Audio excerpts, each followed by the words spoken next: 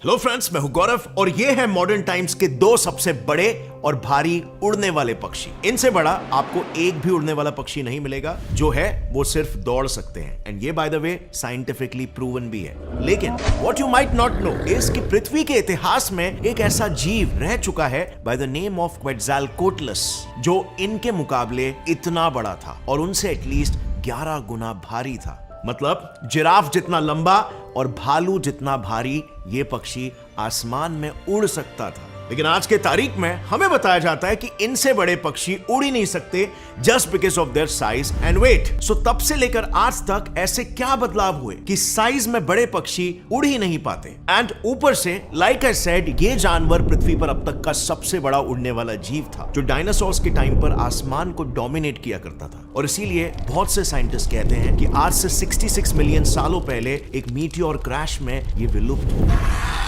But then इन्हीं साइंटिस्टों के हिसाब से मॉडर्न बर्ड्स जमीन पर रहने वाले डायनासोर्स लाइक वेलोसिरैप्टर्स से इवॉल्व हुए। तो ऐसा कैसे हो सकता है? कैसे ये जमीनी डायनासोर्स बच गए और उड़ने वाले डायनासोर्स जो इस सबसे दूर जा सकते थे वो मारे गए और पूरी तरीके से विलुप्त हो गए? कैसे लैंड डायनासोर्स से आज के मॉडर्न बर्ड्स बने और फ्लाइंग डायनासोर्स की पूरी नस्ल ही खत्म हो गई? इसके अलावा अगर आप स्मार्ट हो तो आपको एक और इंटरेस्टिंग सवाल आ रहा होगा। कठिन परिस्थितियों में यूजुअली जीव ऐसे फीचर्स इवॉल्व करते हैं जो उस स्पीशी के सर्वाइवल के लिए एडवांटेजियस हो। अब ऐसे में इतने भारी शरीर के साथ उड़ना तो उस स्पीशी के लिए तो लास्ट ऑप्शन ही होना चाहिए, राइट? अगर इसे अपने शिकारी से बचना था तो ये अपने समय के बाकी डायनासोर्स जैसे ट्राइसेराटॉप्स या सौरोपॉड्स जैसे स्ट्रॉन्ग डिफेंसेस इवॉल्व कर सकता था। सो इन सबको छोड़कर एवोल्यूशन ने इसमें उड़ने वाला रास्ता ही क्यों चुना? और क्या यही एवोल्यूशन फिर जाकर बना इसके विलुप्त होने की वजह? वेल, इन्हीं सारे इंटरेस्टिंग सवालों के जवाब ढूंढने के लिए कहानी को एकदम शुरुआत से शुरू करते हैं। दरअसल साल 1971 में यूनिवर्सिटी ऑफ टेक्सास के कुछ जियोलॉजिस्ट टेक्सास के बिग बेंड नेशनल पार्क में डायनासोरियन फॉसिल्स की खोज कर रहे थे। स्पेसिफिकली ये नेशनल पार्क इसीलिए क्योंकि यहाँ आए दिन डायनासोर्स के फॉसिल्स मिलते रहते हैं, जिसकी वजह से इसे बड़े बड़े शाकाहारी और मांसाहारी डायनासोर्स को ढूंढने का एक हॉटस्पॉट माना जाता है। अब इस जगह जब उन्होंने अपनी रिसर्च शुरू की तब उन्हें अलग अलग डायनासोर्स के 100 से भी ज्यादा हड्डियां मिली। लेकिन इस प्रोजेक्ट के अंत में उन्हें एक ऐसा फॉसिल मिला जिसने उनके डायनासोर्स की अंडरस्टैंडिंग को ही हमेशा के लिए बदल कर रख दिया। असल में जब वो रिसर्चर्स का ग्रुप वहां पर खुदाई कर रहा था तब उस ग्रुप के एक जियोलॉजी स्टूडेंट डगलस लॉसन को एक फ्रिस्बी जितने बड़े रिस्ट बोन की हड्डी मिली। इसे देखकर उन्होंने इसके आसपास खोदना शुरू कर दिया और उन्हें फिर कई सारी हड्डियां मिली जो इस बोन से जुड़ रही थी। लेकिन आखिर ये जानवर क्या था?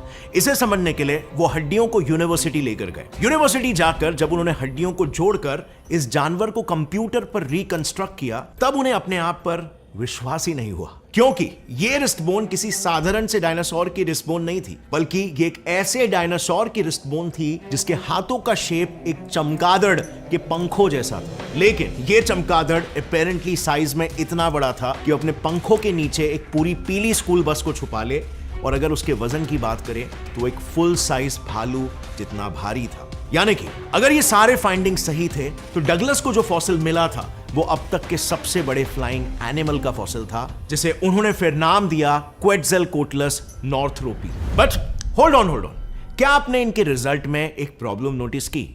इतना भारी होने के बावजूद भी डगलस के अनुसार ये उड़ सकता था। आखिर कैसे भाई? क्योंकि जैसे मैंने पहले कहा, धरती का सबसे बड़ा उड़ने वाला डायनासोर इस डायनासोर से साइज में 4 गुना छोटा और वजन में करीब 10 गुना हल्का है, और उससे बड़े बर्ड्स लाइक ऑस्ट्रिच एग्जैक्टली अपने वजन की ही वजह से उड़ नहीं सकते। तो क्या क्वेट्ज़ालकोटलिस अपने भारी शरीर के साथ उड़ भी सकता था?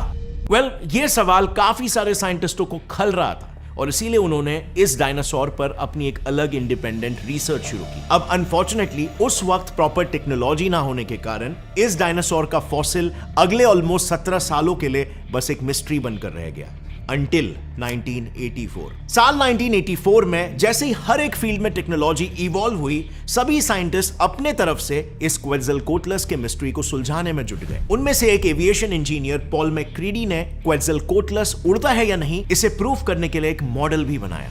इसके लिए सबसे पहले उन्होंने पेलियंटोलॉजी, ऑर्निथोलॉजी और एरोडायनामिक्स जैसे फील्ड्स के एक्सपर्ट्स का एक ग्रुप बनाया और फिर इन एक्सपर्ट्स की मदद से क्वेट्ज़ालकोटलिस का एक पूरा फॉसिल बनाया और फिर इसके साइज और वजन का ज्यादा एक्यूरेट अनुमान लगाकर कुछ इस तरह का एक मॉडल बनाया और उसे टेस्ट किया। अब उस टेस्ट के जो रिजल्ट्स निकल कर आए वो कुछ ऐसे थे जो सभी के कॉमन सेंस को चैलेंज कर रहे थे। दरअसल उन्होंने देखा हर एक उड़ने वाले जीव में, और फिर चाहे वो एक कीड़ा हो या एक पक्षी, उनमें एक लंबा पूंछ जैसा स्ट्रक्चर होता है जो उन्हें उड़ते वक्त स्टेबिलिटी देता है। यही वजह है कि हमारे मॉडर्न एयरप्लेन्स और हेलीकॉप्टर्स में भी आपको ऐसे पीछे स्टेबलाइजर्स दिखेंगे, लेकिन ऐसा कोई स्ट्रक्चर इस जीव में तो था ही नहीं। अब ऐसे में उन्हें ऐसा लगा कि हो सकता है कि उनकी खुद की फ्लाइंग को लेकर जो अंडरस्टैंडिंग है वो अभी थोड़ी सी इनकम्प्लीट है, और इसीलिए ऐसे अगर फ्लॉड अंडरस्टैंडिंग वाले डेटा को कंप्यूटर मॉडल में फीड किया जाएगा तो वो ठीक से वर्क नहीं करेगा। सो क्यों ना एक काम किया जाए अभी ही, जिससे दूध का दूध और पानी का पानी हो जाएगा। इसके लिए उन्होंने एक छोटा सा लाइव रिमोट कंट्रोल्ड क्वेट्ज़ेलकोट्लिस बनाया। अब इस रिमोट कंट्रोल मॉडल पर की एक्सपेरिमेंट्स में यह पता चला कि यह मॉडल सिर्फ तभी उड़ सकता था जब इसका सर फ्लाइट में ऐसे साइडवेज मूव करके स्टेबिलिटी दे। यानी कि बेसिकली आइडियली जो उड़ने वाले जीवों में पूंछ जो काम करता है ना, वो क्वेट्ज़ेलकोट्लिस के केस में पोटेंशियली उसका गर्दन करता था। अब इस मॉडल से पोटेंशियली एक बड़ा प्रॉब्लम तो सॉल्व हो गया, लेकिन अब बारी आई दूसरे बड़े प्रॉब्लम की, जो उन्होंने इस फर्स्ट प्रॉब्लम को ही सॉल्व करते वक्त आइडेंटिफाई किया था। दरअसल जब पॉल का स्मॉल साइज मॉडल उड़ने में सक्सेसफुल हुआ और उन्हें श्योरिटी मिली कि इस तरह के स्ट्रक्चर्स वाले जीव भी उड़ सकते हैं, तो ऐसे जीव किस लिमिट तक बड़े होकर हवा में उड़ सकते हैं, इसे वेरीफाई करने के लिए उन्होंने क्वेट्ज़ेलकोट्लिस का एक इंसान जितना भारी एक नया वाला रिमोट कंट्रोल्ड मॉडल बनाया। इसमें उसकी हड्डियों के लिए उसने स्टील से भी मजबूत कार्बन फाइबर का यूज किया, और इसके पंखों के जगह पर एक रबर जितनी पतली चादर ली गई, और फाइनली पॉल ने इस पर सर लगाकर इसे टेस्ट किया। बेसिकली उन्होंने इसे एक ट्रॉली पर फिट किया, और जैसे ही ट्रॉली ने इसे एक तेज मोमेंटम दिया, वो ऐसे अपने पंख फड़फड़ाकर उड़ने लग गया। यानी कि इस टेस्ट के बाद पॉल को अंदाजा लग गया था कि अगर एक इंसान जितना भारी मॉडल, जो ऑलरेडी करंट बर्ड की लिमिट से ज्यादा भारी था, वो उड़ सकता था, तो क्वेट्ज़ेलकोट्लिस भी उड़ सकता ही होगा। Just that there was still a problem. एक पेलियोंटोलॉजिस्ट केविन पेडियन ने पॉल के इस मॉडल में एक लूपहोल निकाला, जिस लूपहोल को पॉल को शायद पहले ही आइडेंटिफाई कर लेना चाहिए था। बट एनीवे, केविन के अनुसार पॉल से दो गलतियां हुई थी। पहली, पॉल ने अपने इंसानों जितने भारी हाफ साइज मॉडल की मदद से ये डायरेक्टली एक्सट्रैपोलेट कर दिया कि भालू जितना भारी क्वेट्ज़ेलकोट्लिस भी उड़ सकता था, जबकि एक इंसान और भालू के वजन में 150 किलो का फर्क होता है, तो इतना जल्दी जंपिंग द गन्स नहीं किया जा सकता। और दूसरी बात, उन्होंने अपने मॉडल को किसी प्लेन की तरह व्हील्स वाली ट्रॉली से लॉन्च किया था, जबकि कोई भी जीव उड़ सकता है या नहीं, इसके लिए वो लॉन्च कैसे होता है, यानी कि टेक ऑफ कैसे करता है, ये सबसे बड़ा डिसाइडिंग फैक्टर होता है। उन्होंने नोटिस किया कि उसके पैर काफी छोटे थे और उसके पंख जमीन को टच करते थे। ऐसे में अगर वो उड़ने के लिए अपने विंग्स खोलता तो अपने मुंह के बल गिरता। तो ऐसे में he started thinking really hard. उन्होंने सोचा कि व्हाट इफ वो इनिशियल उछाल के लिए पैरों पर नहीं बल्कि लॉन्चिंग की टेक्निक पर डिपेंडेंट हो, और इसीलिए उन्होंने क्वेट्ज़ेलकोट्लिस के कंप्यूटर मॉडल को अलग अलग जंपिंग टेक्निक्स के जरिए एक उछाल देने की कोशिश की, एंड फाइनली एक टेक्निक काम कर गई। उन्होंने देखा कि अगर क्वेट्ज़ेलकोट्लिस इस तरह से लिफ्ट ऑफ करेगा तो yes, it could Indeed fly. But यहाँ पर आप देख सकते हो इतने बड़े शरीर के साथ उड़ना कितना इम्प्रैक्टिकल था, क्योंकि यहाँ पर इस प्रजाति को सिर्फ स्ट्रक्चर नहीं बल्कि टेक्निक भी इवॉल्व करनी पड़ी। तो अब सवाल यहाँ पर यह उठता है कि इतने भारी होकर भी और इतने मशक्कत करके भी इस प्रजाति ने अपने आप को उड़ने के लिए इवॉल्व ही क्यों किया? वेल, इसे समझने के लिए हमें 240 मिलियन साल पीछे जाना होगा, जब ये जीव जंगलों में उड़ा नहीं बल्कि दौड़ा करते थे। दरअसल साइंटिस्टों को लगता है कि आज से 240 मिलियन साल पहले ऐसे चूहे जितने छोटे रेप्टाइल से क्वेट्ज़ेलकोट्लिस इनिशियली इवॉल्व हुए थे, क्योंकि जब नेशनल म्यूजियम स्कॉटलैंड के रिसर्चर डेविड फोफा ने इनके फॉसिल्स के सीटी स्कैन्स लिए, तब ही फाउंड कि इसका अपर जॉ और थाई बोन उड़ने वाले डायनासोर से काफी ज्यादा रिलेटेड है। अब इसका मतलब समझ रहे हो? दो पैरों पर दौड़कर इंसेक्ट्स खाने वाले रेप्टाइल से उड़ने वाले डायनासोर्स इवॉल्व हुए थे, लेकिन ये जमीनी रेप्टाइल्स उड़ने वाले डायनासोर्स में एग्जैक्टली कैसे इवॉल्व हुए, इसका जवाब आज तक भी अनफॉर्चुनेटली किसी भी साइंटिस्ट के पास नहीं है, क्योंकि साइंटिस्टों को इनके और उड़ने वाले डायनासोर्स के बीच के एनिमल्स का कोई फॉसिल रिकॉर्ड नहीं मिला है। बट फिर भी साइंटिस्टों के पास इनके एवोल्यूशन को लेकर एक थियरी है। इस थियरी के मुताबिक ये रेप्टाइल्स शिकारियों से बचने के लिए पेड़ों में रहने लगे। वहां पर वो एक पेड़ से दूसरे पेड़ पर कूदकर इंसेक्ट्स खाते थे। इस पॉइंट पर एवोल्यूशन के नजरिए से उनके पास एक ऐसा पतला मेम्ब्रेन लाइक स्ट्रक्चर होना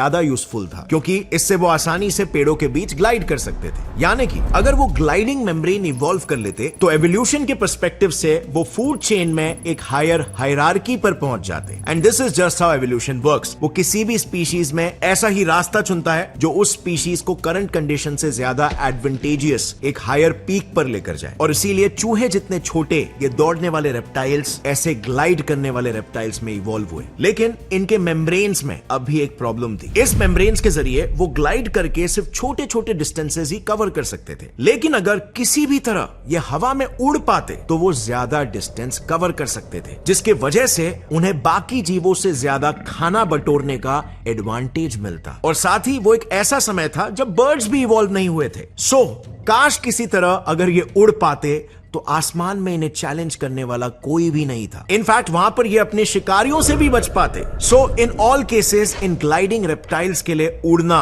was a win win situation. और इसी वजह से इनमें से कुछ ने अपने बोन्स को खोखला किया और अपने मेम्ब्रेन्स को पंखों में इवॉल्व किया। और इन्हीं चेंजेस के चलते 120 मिलियन साल पहले इन रेप्टाइल से ऐसे छोटे उड़ने वाले डायनासोर्स इवॉल्व हुए। अब क्योंकि आसमान में इनका कोई कंपटीशन नहीं था, ये धीरे धीरे करके साइज में बड़े होने लगे। एंड फाइनली एक पॉइंट ऐसा आ गया कि ये शिकार से शिकारी में ही बदल गए। दिस इज हाउ क्वेट्ज़लकोटलस जैसे बड़े उड़ने वाले डायनासोर्स इवॉल्व हुए। एक जीव कितना बड़ा होगा और किस में इवॉल्व होगा ये उसके खुद के शरीर पर नहीं, बल्कि उस समय बाकी जानवर क्या कर रहे थे, प्रकृति और वातावरण कैसा था, इस पर डिपेंडेंट था। और इसीलिए इतने भारी होने के बावजूद भी क्वेट्ज़लकोटलस उड़ने के लिए इवॉल्व हुए। भले ही ये उनके लिए भी एक्सट्रीमली इनकन्वीनियंट था, but still that was giving them survival benefits. और इसी वजह से अपने समय में वो एवोल्यूशन के पीक पर थे। But having said that, now just wait and think, अगर वो एवोल्यूशन के पीक पर थे तो सडनली ऐसे कैसे हो गया कि उनमें से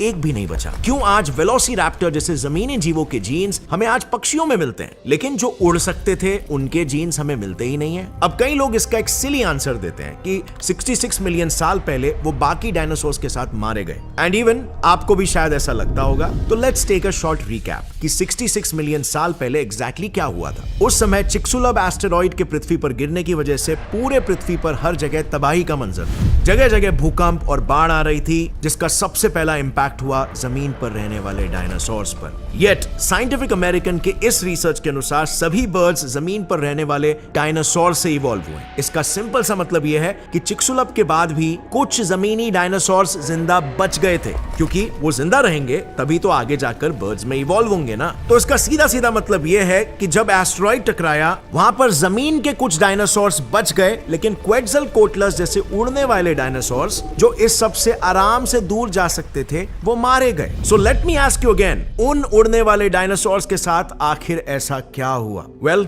वीडियो पॉज करके अपना ओपिनियन नीचे कमेंट करो और मैं आपको एक वाइडली एक्सेप्टेड आर्गुमेंट बताता हूं। सो उड़ने वाले डायनासोर्स इसीलिए मरे क्योंकि चिक्सुलब जमीन पर गिरा था। असल में इसके जमीन पर गिरने की वजह से धरती तपने लगी और उसके अंदर मौजूद गर्म लावा वोल्केनिक इरप्शंस के रूप में बाहर आने लगा। इसके चलते पूरी पृथ्वी पर वोल्केनो से निकले सल्फर जैसे जहरीले गैसेस फैल गए और इनसे बचने के लिए जमीन पर रहने वाले कुछ डायनासोर्स पानी में कूद गए।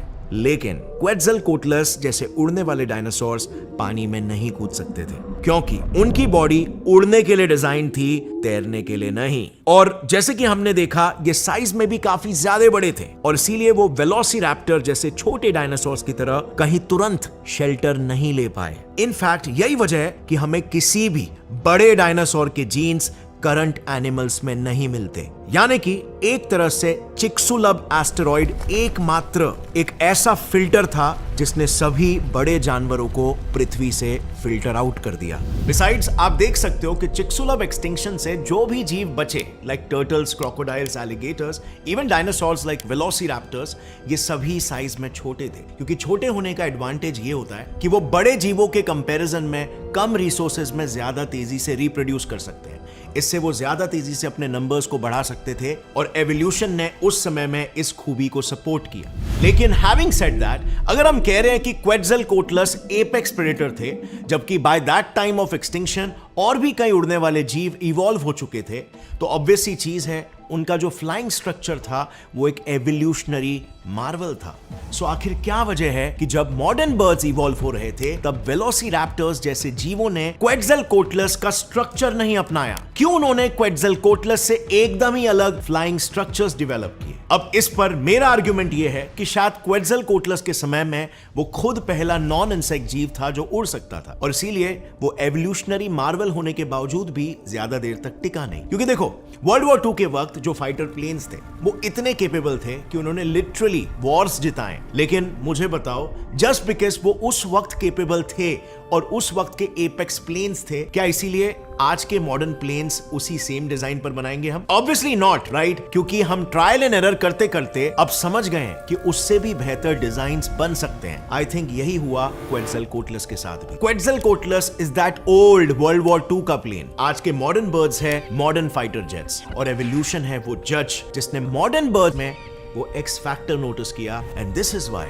आज हमें इन जैसे जीव देखने को नहीं मिलते। इनफैक्ट इसी तरह अलग अलग एनवायरनमेंट्स में भी एवोल्यूशन इस एक्स फैक्टर को चूज करता है। मिसाल के तौर पर अगर हम डीप सी की बात करें तो डीप सी में जितने भी जीव हैं उनमें और उनके शैलो वाटर कजिन्स में जमीन आसमान का फर्क है। प्रकृति ने उन्हें डीप सी में रहने के लिए इस हद तक इवॉल्व करवा लिया कि वो लिटरली स्कैरी और वियर्ड दिखने लगे हैं। तो क्या इसका मतलब डीप सी में स्कैरीनेस और वियर्डनेस एक सर्वाइवल स्ट्रैटेजी है? वेल, इस पर ऑलरेडी मैंने एक डिटेल वीडियो बनाया जिसे आप यहां पर क्लिक करके देख सकते हो। बहुत ही इंटरेस्टिंग वीडियो है जिससे आपको मालूम पड़ेगा कि क्यों डीप सी के क्रीचर्स वियर्ड और स्कैरी दिखते हैं, एंड यस, क्यों वो विशालकाय भी होते हैं। So click over here and check that out. अगर इस वीडियो से आपको कुछ भी नया सीखने मिला तो एक लाइक जरूर ठोकना। Get Set Fly Science channel को सब्सक्राइब कर लो, क्योंकि ऐसे इंटरेस्टिंग वीडियोस आपको यहां पर देखने मिलेंगे। See you next time, till then take care, Jai Hind.